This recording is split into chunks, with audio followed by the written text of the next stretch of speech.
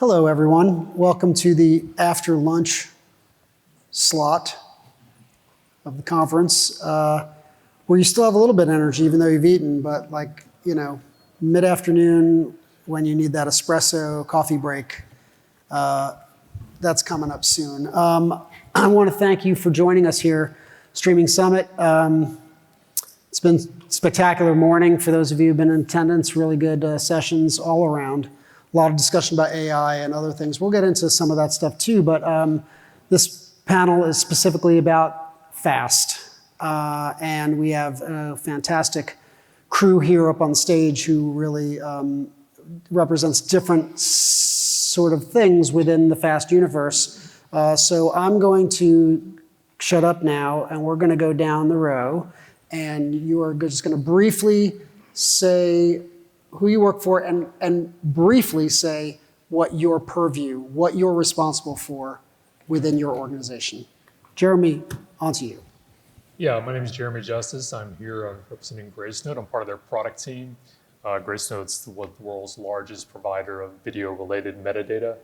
I specifically, my team work with content providers in bringing in their content, helping enrich it, and trying to make their content successful, whether it be on VOD platforms or the conversation today, FAST. Awesome. My name is Joe Lerner. I'm an executive director of ad partnerships and monetization strategies at Xumo. Xumo is a next generation streaming TV platform with a really strong FAST business. We're a joint venture between Comcast and Charter. Hi, I'm Bethany Atchison. I lead distribution partnerships at Vevo. Vevo is the world's leading music video network. We have over 900,000 music videos in our library across genres and decades. And in the world of FAST, we curate music video channels in different genres and decades to distribute across different platforms. Great. My name is Takashi Nakano. I am Senior Director of Content at Samsung. My team and I oversee all content decisions, content programming, content merchandising, curation for our owned and operated channels, as well as third-party channels across Samsung TV Plus, which is our free ad-supported streaming television platform. So, in a nutshell, product, advertising, distribution, programming, all aspects are covered here, and hopefully we can get into all of that. We will get into all of that. I will also tell you that even though, and they will probably tell me that I'm right in this assumption, even though that your role may be in a specific thing, you very much are involved in all aspects. You represent your thing, but you're very much involved in all aspects of your business, most likely. But I guess first, and we're going to kick this off with Joe in the center here. I want you to talk about Xumo specifically, right? Because many years ago, as FAST was sort of becoming the thing, there was certainly a discussion around who were the FAST players, early FAST players, and Xumo is one of them, right? But it's beyond that now, and very much a big splash with the Streambox product. And I guess I would love for you to talk about that. Specifically the thesis behind that, because it seems almost counter to, this sort of it's a physical thing, which people sort of thought, well, maybe we're getting away from that. Well, actually, maybe we're not. So I want you to talk about that, how that fits in with broadband customers of Charter and Comcast, and then just tell me a little bit about how the consumer has responded to it. Absolutely. I'm going to do my best to kind of cover all of that because I know that that's a lot. Yeah. So Xumo was very first into the FAST space, and we've actually partnered with everyone on this stage. The space has evolved so quickly, I'd say faster than what I've seen other technologies historically and other content platforms historically accelerate at. And I think it's really the direction that we're going to the future. The way content is delivered to consumers, type of content that's created, we're at a really unique inflection point in history where things are happening much faster than they have historically. So as the Xumo business has evolved and as the FAST business has evolved, we started as partnering with TV OEMs and content partners to help create live linear streams. And then as the business evolved and Xumo strengthened, we were acquired by Comcast. Comcast really wanted to figure out how to future-proof their business. So we get to a point where it all comes down to the consumer. The consumer wants to access content. The way in which they access that content, I would argue, may matter, may not matter. Whether it comes through a cable, whether it comes through an IP address, whether it comes from a FAST channel, whether it comes from a subscription-based model. It's really about making sure that the consumer can access what they want. They don't get frustrated. They can find it. About 18 months ago or so, Comcast created a joint venture with Charter and really launched the Xumo Streambox, as well as some TV platforms as well. The emphasis and the goal of that was really to advance everything that we were doing on the software side of our business and create a platform that specifically broadband subscribers could use to access the same live linear type feeds that a paid customer could on the traditional cable side. And so each of the operators that we work with, obviously both our parent companies that own us, as well as we announced a partnership with Mediacom at the end of March, where they're also going to be utilizing this box, are using the box to future-proof their business so that if we move into a model where everything's IP delivered, they have a platform where their customers can still access everything that they're distributing and putting it out into the marketplace in a really clean, consolidated, and easy-to-use method. And the customer has responded, yes? Customers responded really well. I would say, we've had a big splash with advertising and putting billboards up, and the go-to-market has been really strong. I'd say Charter and Comcast have varied slightly with how they're utilizing and going to market, whether it's a replacement of their set-top box or an add-on as an upsell item to make sure that broadband-only customers have that TV-like experience and may convert them into a paid user in a different capacity. But the box and the software is incredible. I think it's really easy to use. It puts the consumer and their preferences at the center. It makes it really easy to find, surface, and view content. The feedback so far has been outstanding, outside of the bugs that obviously typically happen when launching an entirely new platform. It seems like from looking at the advertising, consumer advertising for the product, there's a lot of confusion around streaming, right? And there seems to be a lot of, it's a very fractured universe. So it seems to me, at least, that, and people I've spoken with, that consolidation and trying to make it very simplified thing, this is a box, all of the streaming needs are going to be there, is resonating with consumers, right? It's resonating well, and I think there's definitely confusion, and it's up to all of us, everyone in this room, people on the client side, and Takashi and I were talking about this right before we came up here, is the space is fragmented.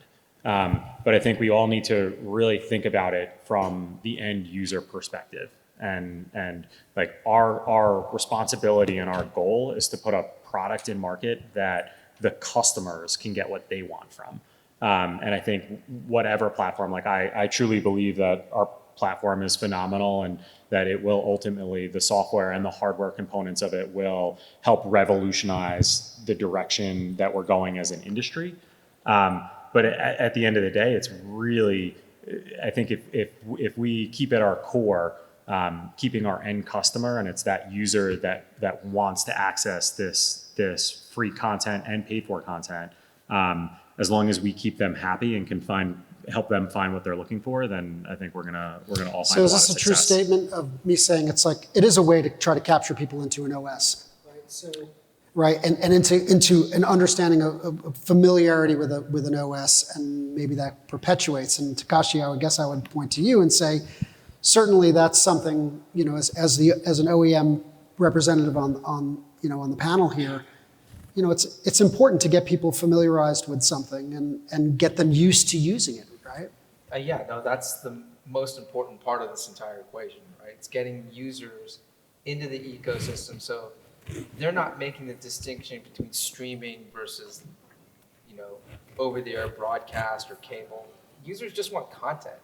I think we in this business create these, fractures of what's streaming, what's not, and what's linear and what's not. It's really user consuming content. You mentioned earlier about stuff, right? The stuff is still always going to be there. Samsung is the largest manufacturer of glass that's either in your pocket or you're paying from your wall. And that's not going to continue. That's not going to change. People are still buying, they're still buying hardware devices to consume. And so whether it's a box that Xumo creates to plug into a TV or it's native to our operating system, getting users accustomed to that ecosystem is critical. And I think we often forget, FAST has been around for a handful of years, and most people don't even know that it actually exists yet. There's an entire educational experience that we need to do to the user so they get accustomed to it. Broadcast TV has been around for 100 years, cable 50 plus years, since then. It's going to take a while for users to get accustomed to, FAST, whether it's FAST linear or FAST AVOD, and getting users into the ecosystem so they just consume it like it's just TV. Netflix, launched Quickster 12, 14, 15 years ago. Yeah. And we forget that it's taken that long to become what Netflix is today. And I think we're at the forefront of decades of evolution and revolution that's happening on the way users consume content on a hardware device and the way they interact and receive content and new content that's going to be coming.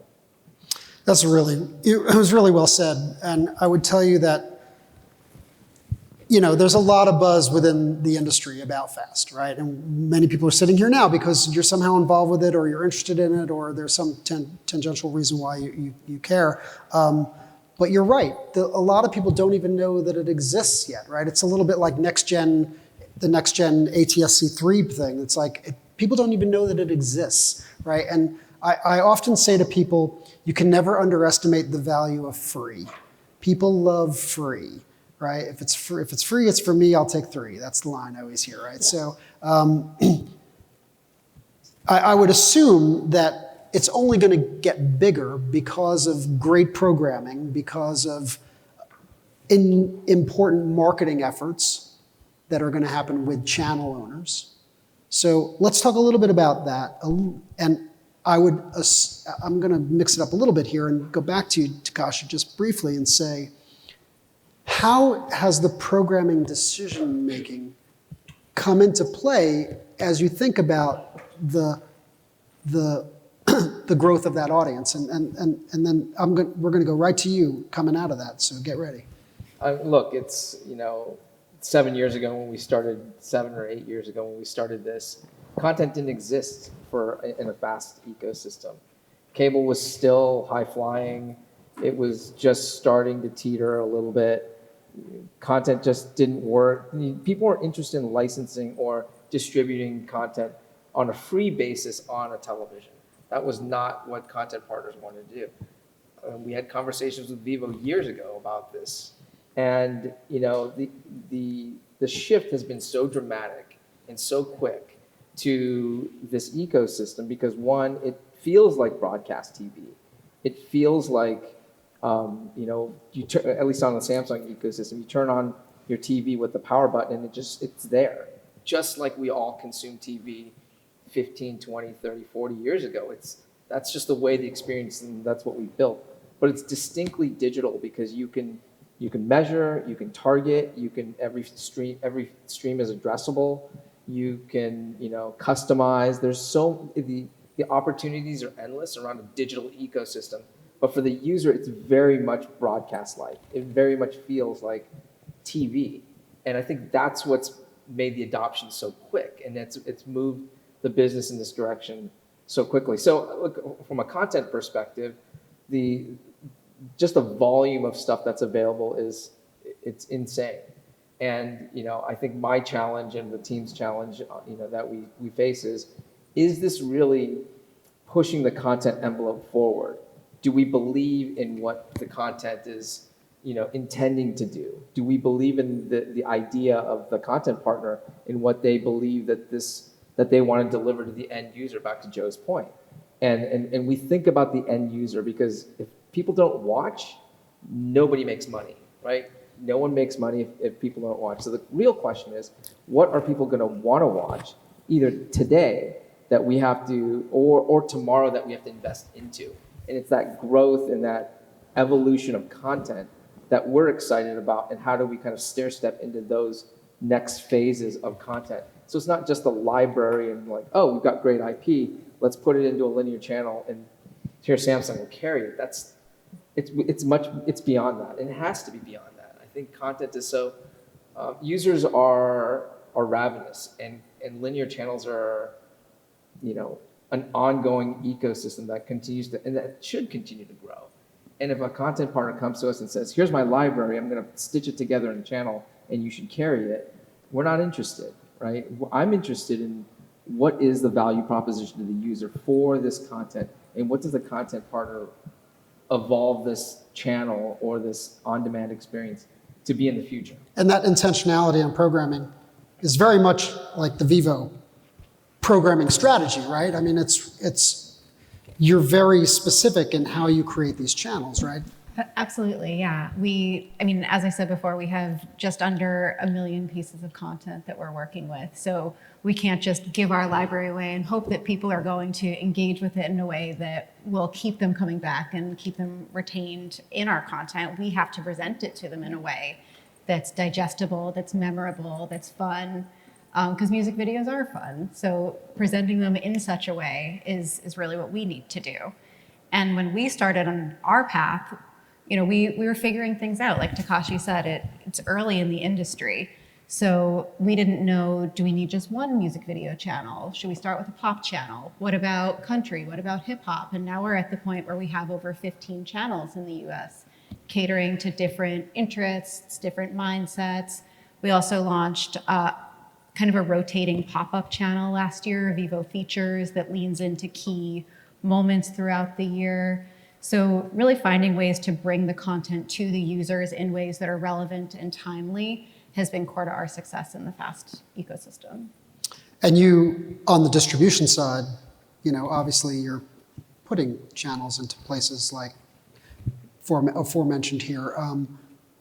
But it's different. It can be different based on the place that you're putting them, right? I mean, and what goes into that decision making? That might be a surprise to people here, that you're not just like, okay, we have 15 channels, we're going to put it everywhere. No, it's like, actually, some are going to get some, and some are going to get others. And what leads to that decision? Yeah, it's a conversation with the platform. It's not just us dictating what's going on. We need to understand that audience and what's going to resonate there. And there's nuances in the audiences by platforms and the way that they're engaging with content. So it's important for us to get as much information as we can out the start and put forth the best channels, but also to be agile and to say, okay, maybe this channel that we thought was going to resonate isn't the best fit here. What should we bring in instead? How can we pivot? The audiences are still evolving on the platforms too. They're growing, they're bringing more people in. So we're in constant conversations with our distribution partners to make sure that we have the right lineups, that the programming blocks that we're surfacing are resonating, that they're kind of sitting at the right time throughout the day. So really just trying to understand the best way to engage that specific audience. Is it about evolving existing channels, or is it about launching new ones? Is it both? Both. Yeah. We have many channels in the US right now, and it's important for us to balance out, like, is another genre going to be worth an entire channel, 24/7 programming for a more niche genre? Maybe that's better served existing in sub-blocks on an existing channel, or in VOD playlists or something like that, because people are still interacting with music videos in that way as well. Internationally, we have a really long runway in terms of channels that we can launch. We're still growing that business, learning each of the different markets and what's resonating there. So we have unique channels in each market. In Germany, we have a Schlager pop channel. That's not something we listen to here, but it's very, very popular in Germany. So really leaning into I gotta go check that out immediately, right? Like, homework. yeah, exactly. Wow, I've never even heard of that. Let's talk very briefly. Launching new channels. I would think Gracenote very involved, obviously, in discussions with your partners about launching new channels, how you guys can support that, what it is that you provide, especially not just for larger content entities, but also smaller IP owners. Like what kind of what do you come to the table with and say, I can help you get this thing launched and I can help you build it? Yeah, it's a good question. So, Gracenote's been around for a long time, and many people still that have known us for years think about us as an EPG company. But in reality, we're probably the largest collector of program data of anyone out there. And so that's what we really bring to the table, because we work with every single person on the stage, and we probably work with every large discovery platform between US, Europe, and Latin America. And so when you have whether it be a large content provider or a smaller content provider, what we can do is basically say, we can get you ready. We know you have a lot of complex decisions to make in terms of getting to market. You have partners that you need to choose, you have programming you need to go through, and then all of a sudden you get to the end and you're like, oh wait, I need people to actually find my content. And that's where we can kind of step in and really help supplement and enrich their content and bring that metadata to bear that it gets picked up by the platforms.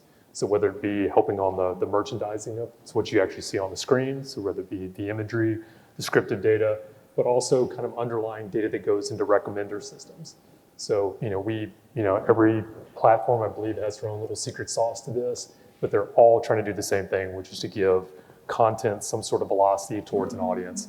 And so we want to help provide that kind of context to that to make that kind of matching easier. We also offer tools back to many of the content owners as well to kind of see their data, to work with us to continually improve it. But because we also have a very large context of the overall market, people can kind of look into our data and understand kind of what's going on out there, what's happening out there. So as they're looking to curate themselves and decide, okay, maybe I want to go license data for my platform, they can use us, kind of understand what's out there in the market. And the platforms can also do the same as well and use that across hundreds of sources that they work with to kind of provide a higher level view, and once again, kind of bring content that maybe, is maybe new and unique in front of the viewer. So like I said, we kind of act as sort of a descriptive language for a lot of that content, so it shows up in a lot of different areas, but primarily there to kind of help drive that kind of discovery and enrichment that we know is very difficult for people to kind of go collect on their own. I'm going to come back to a conversation around the EPG. Did you want to jump in, Joe? Okay. Well, I'm going to come back to something about the EPG. I know that people think about you in that regard, but the EPG is pervasive across platforms, and I want to come back to that. Absolutely. I guarantee you. But I guess before I do that, I want to stick a little bit on the channel launch decision. And this is, I guess, really, for Joe and for Takashi. It seemed like several years ago, it was like the Wild West. And if you were some IP owner and you could figure out a way to stitch together content in some cohesive form, and you could program several hours of content a day that didn't necessarily repeat every single day, you could almost get your channel launched somewhere and try to make it work. That world has changed significantly now, and it's very different. It's really not enough to have just a small library that you're carouseling. But even if it's not a small library, even if it's something where it's someone who has a generation, like they're able to generate new content even, but they're not a known brand, right? Say, or they've done well maybe in a social channel. Like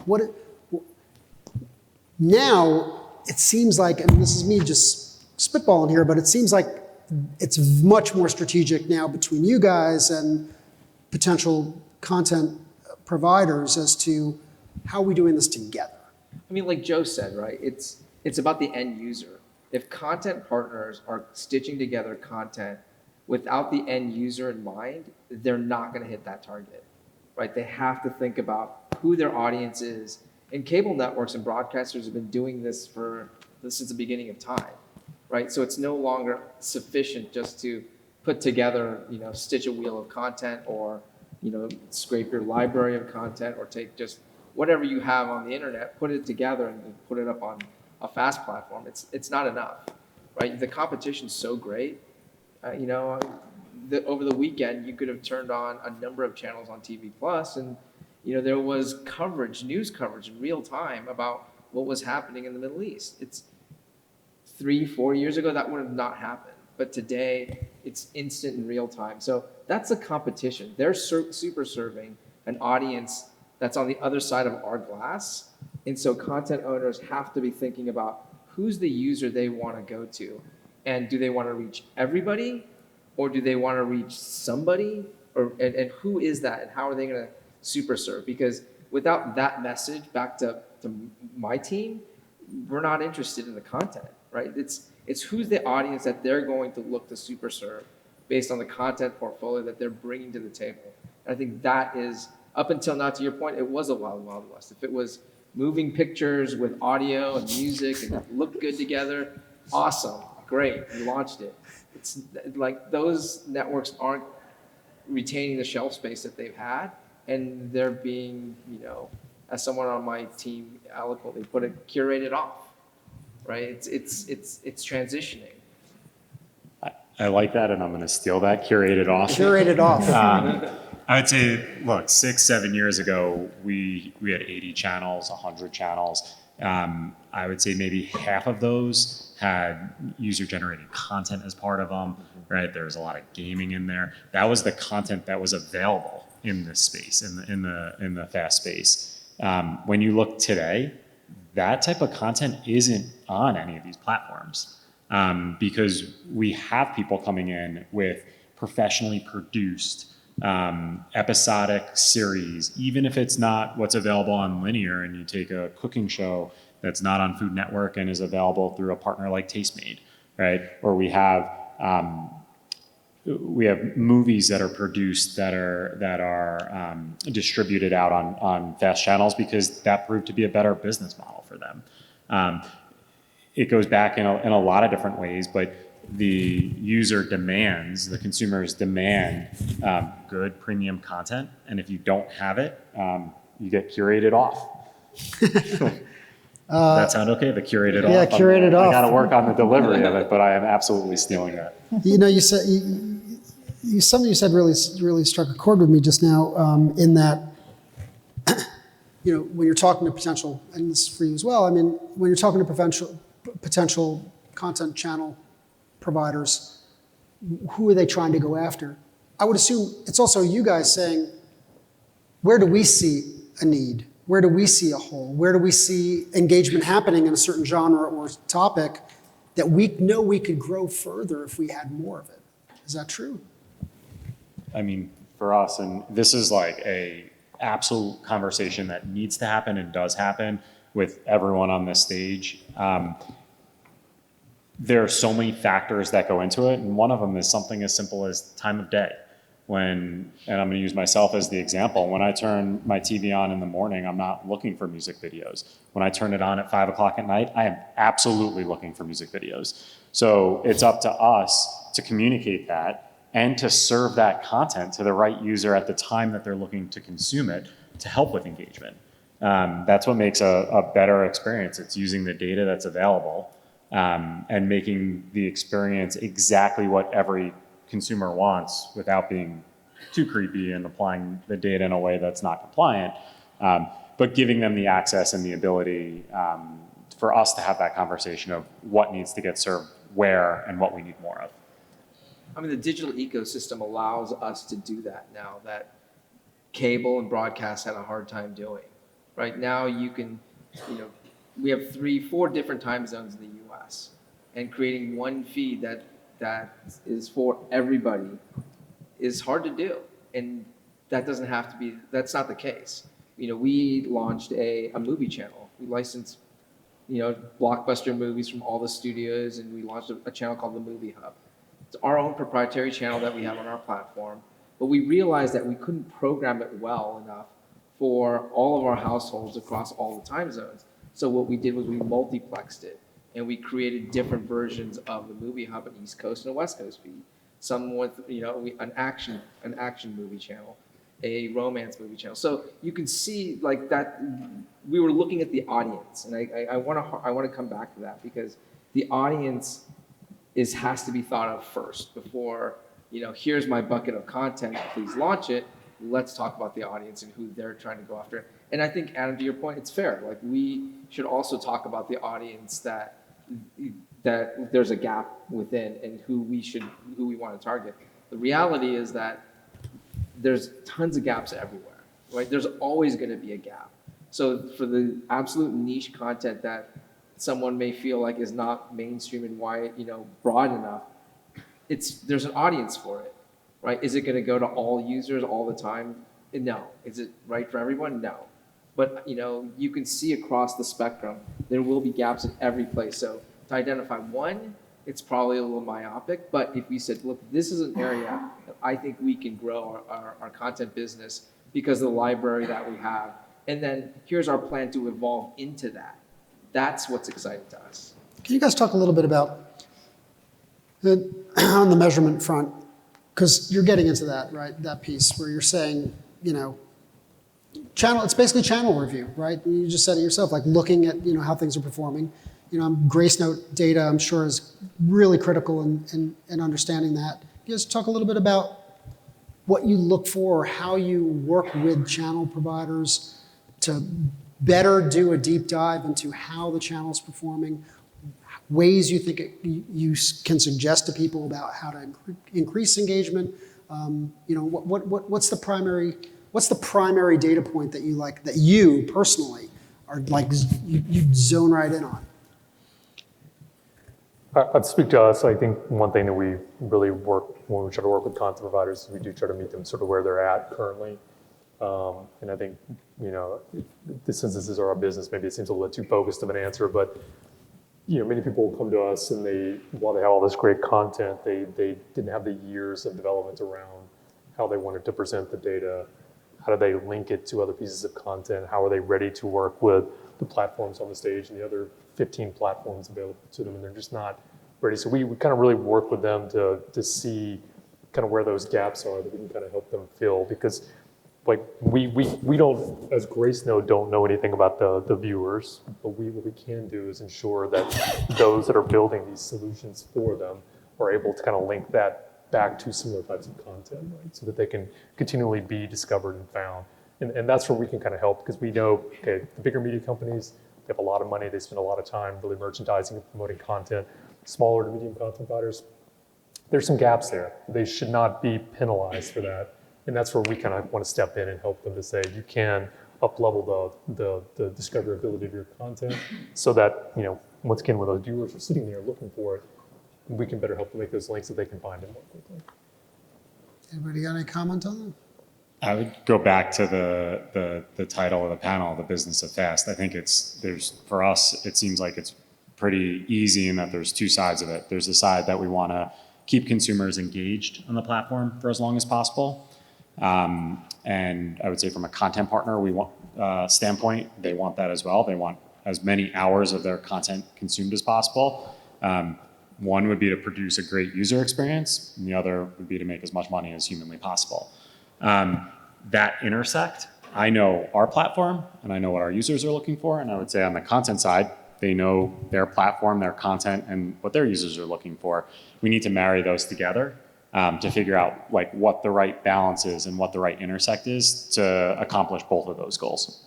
Yeah, and I think that's really what makes a great and strategic partnership is the willingness to kind of hold hands and move forward together and share data and do tests together too, and say, we're going to try something. Maybe it's not going to work towards the goal that we're hoping for, but we're going to try it. And maybe it will be wonderful. But I think like that partnership between the platform and the content provider is key to really figuring out success here.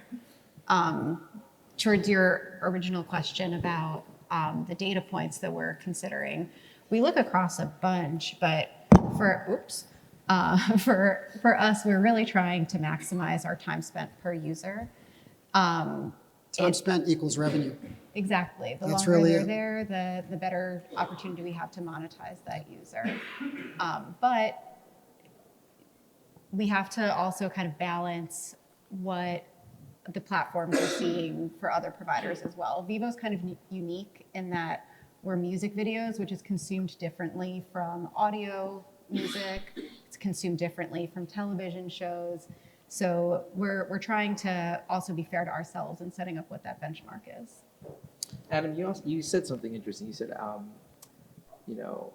hour viewed equals revenue, or engagement equals revenue, which is true, but not all engagement equals the same amount of revenue, right? So, look, I think this world is shifting quickly, and a year ago it was much more Wild West than it is today.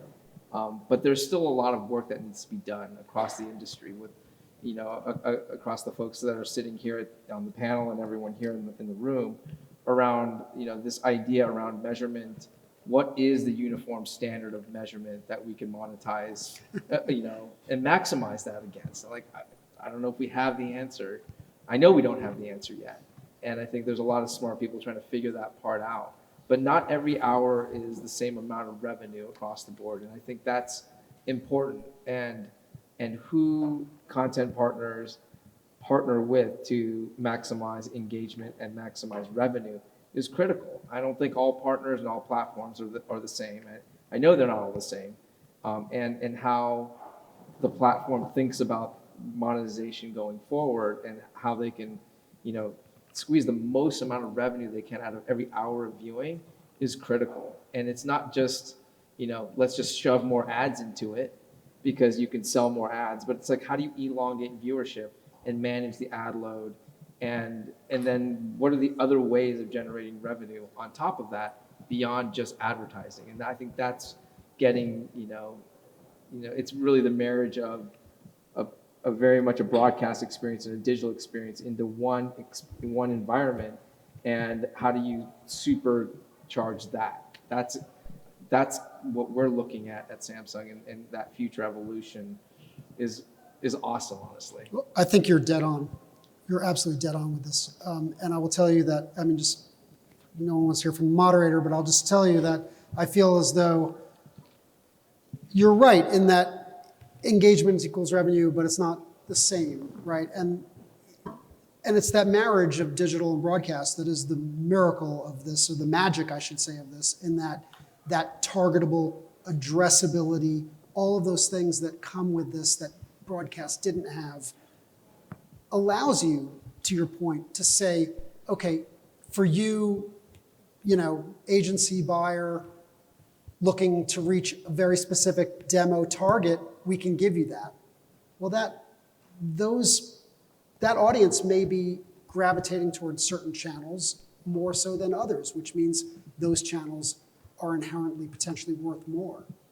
So when we talk about monetization, I do want to touch on Vevo for a moment, in that you guys announced recently a partnership with Curve around shoppable ads, right? And so can you tell us a little bit about how that's going to work? It seems like a natural for Vevo to do this, right? It's a natural just with how people are watching television nowadays with their phones in their hands while they're engaging with TV content. So the partnership we have with Curve allows us to populate a QR code while their ad is on screen, and the advertiser can dictate where that taps out to, basically.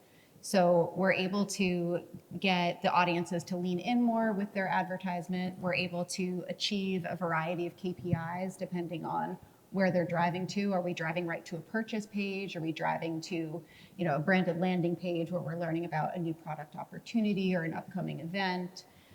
So it's really just another way that advertisers can engage with audiences while they're kind of alongside our premium content. Right, and their artists are typically influencers, and it seems like a natural fit. It's so funny, QR codes. I'll just say that, it's like a pandemic silver lining in that, it was the barrier to like reading the menu. So like everybody learned how to use QR codes because it was like, otherwise you weren't going to eat. So thank God for that. Quick aside on my diatribe on QR codes.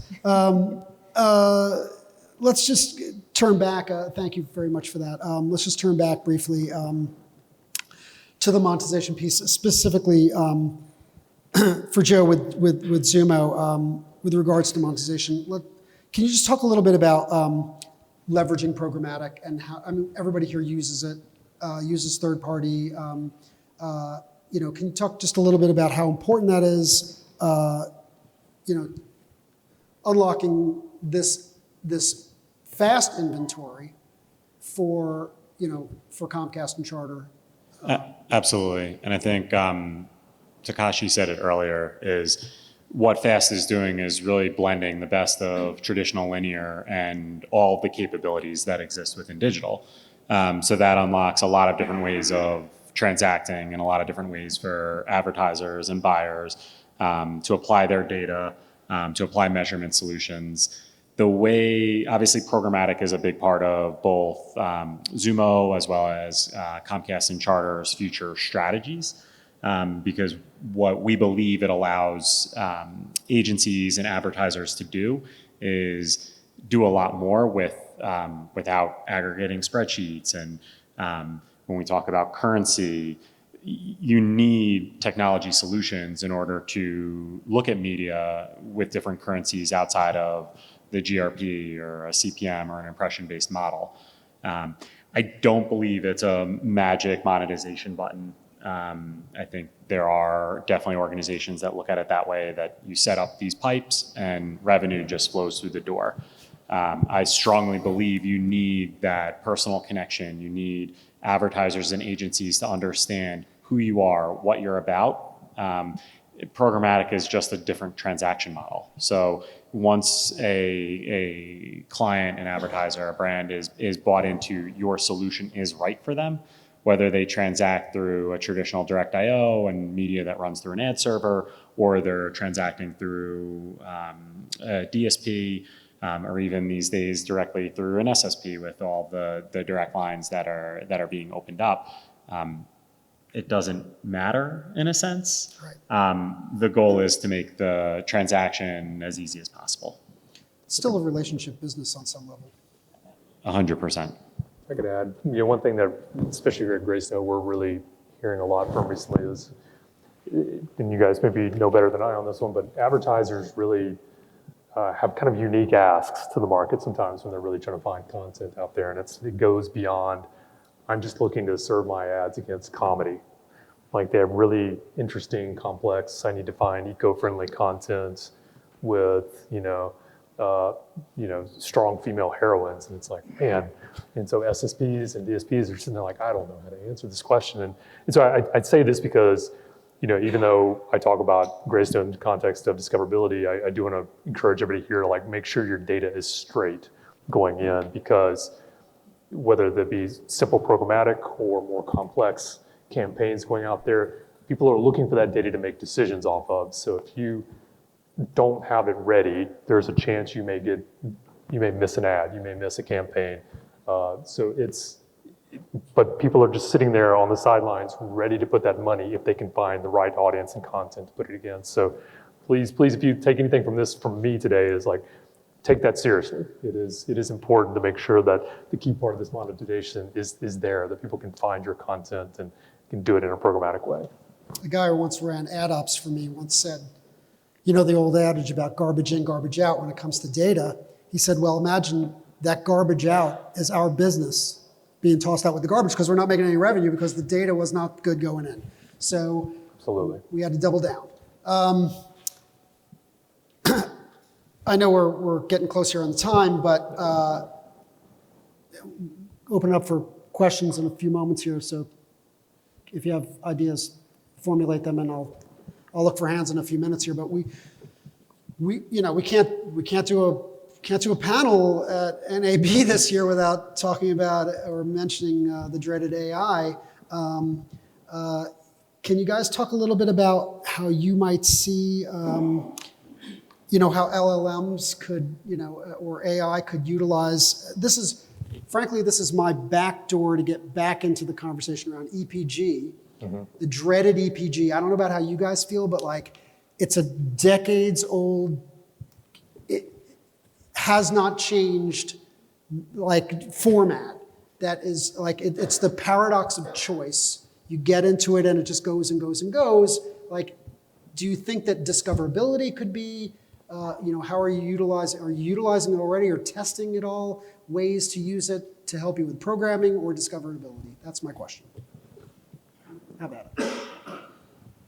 I mean, look, I love it and I hate it as well, right? It's very rigid in what it is and largely archaic, but it works. It puts people into content and users are able to navigate up and down. And there's been a gazillion tech companies out there that are trying to break the EPG. And every time they try, it fails and users hate it.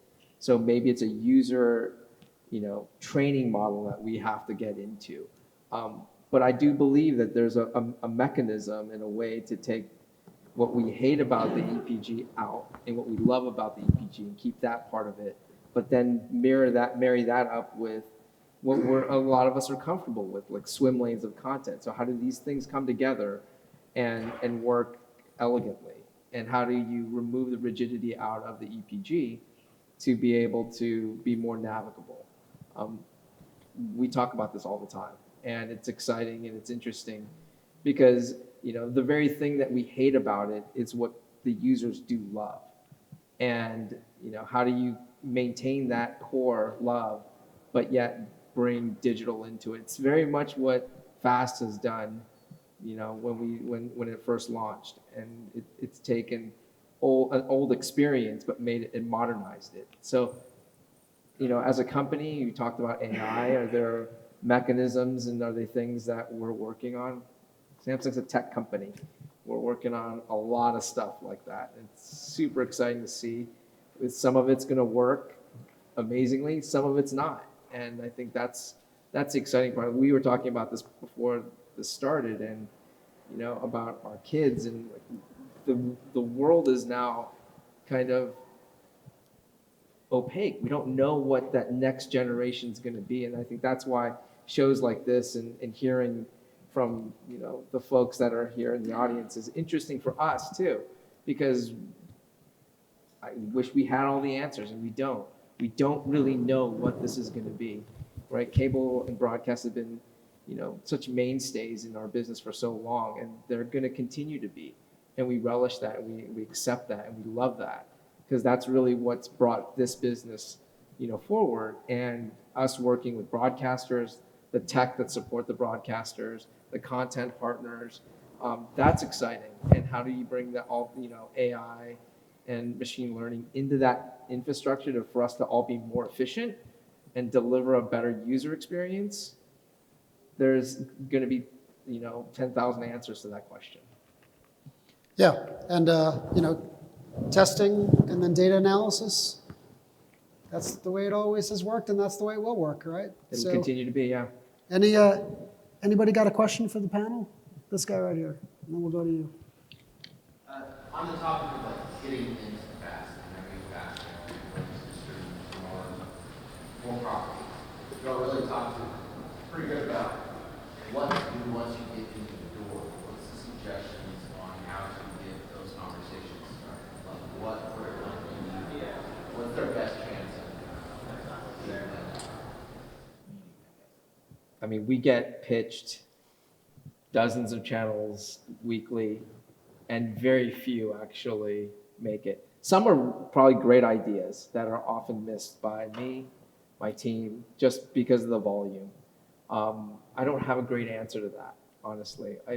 I wish I knew, so we can sift through, some of the content to get to the really good ones. The big, today now, and you're seeing this in the ecosystem, the big networks, the big studios are building their own channels. So the competition's just getting, more and more difficult. And, cutting through that is difficult to do. But strong IP, known brands, are a big one. I hate to say it. But yeah, I don't have a Yeah, and I think that was I alluded to earlier with my question, right? Which is that, it seems like, if you come to the table with an opportunity to do, you own IP and you already have a massive audience in other places. Well, you're coming to the table with a marketing effort that you guys want to hear about, right? Like, okay, we're going to walk into this. We're going to tell our audience that we own that our channel is now available on these platforms. Well, you're going to say, okay, well, we'll do the same to our audience. We'll tell them it's here as well because your brand means something to a lot of people. Right? Yeah, I'll also say that there's a lot of people here at the show, and Adam knows them, and there's a lot of folks that have been in this business for a long time who understand this as well.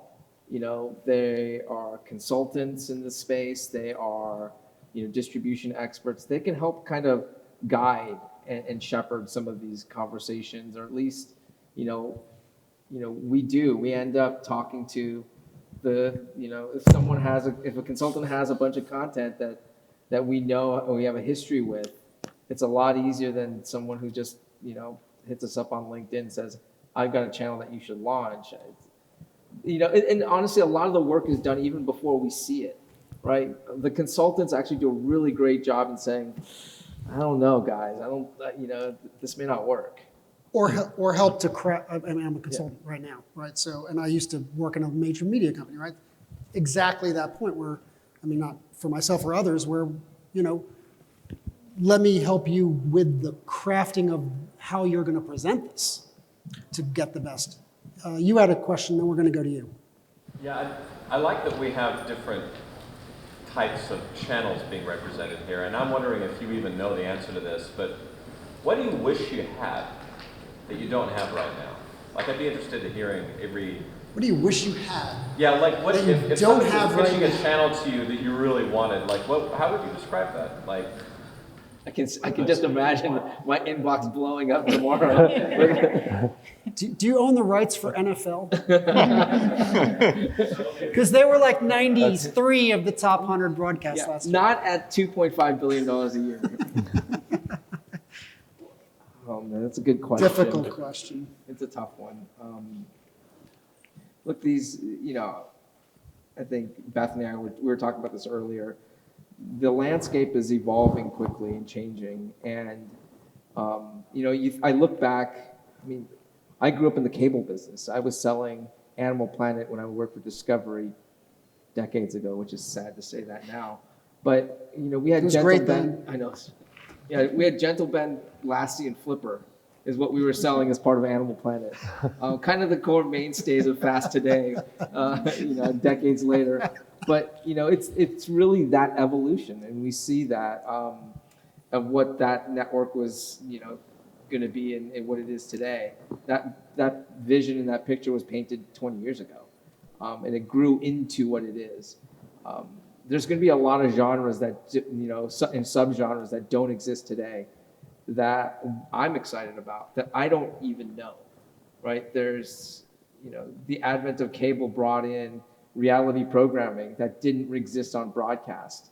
In that same way that genre was birthed, there's going to be a new birth of new genres. There's going to be a birth of new genres in Fast that we're excited about. Music videos, when Bethany and I were talking years ago, it came through MTV, didn't really have a place on TV, and now it's been reborn into a juggernaut of a genre. It's cool to watch. It's cool to see that kind of transform the user in rediscovering something. That's what I'm excited about. So it's not a specific thing on a wish list. It's what is something that you guys are building that has yet to be built and has not yet been discovered. This lady here had a question. So Joel and maybe Takashi, do you think that at some point in time that from the advertising perspective that content channels will be able to bring in that there will be space where there's some programmatic here and then some content providers can bring in their own advertisers. I know they can do in-programming, but do you think that it'll open up where they'll be able to sell some of the ad inventory? 100%. That exists today. I mean, we work across all of our distribution endpoints, whether it's a platform where we're distributing a channel, whether it's a specific channel on our own platform. Again, the two goals that like we talked about or I talked about a little bit are good user experience and making as much money as possible. And if the content partner can sell advertising space on their channel for more than either one of our operators or we can individually, that's the goal. And so we absolutely allow that today. Okay, one last question and then we're done. In the back. This is to add and direct it to Takashi. So in search of new programming, are you looking beyond linear programming and into something more interactive, immersive, or something that can bring the audience more into the viewership? If you can build it and you can think about it, I'd love to hear more about it. Great. We'll talk.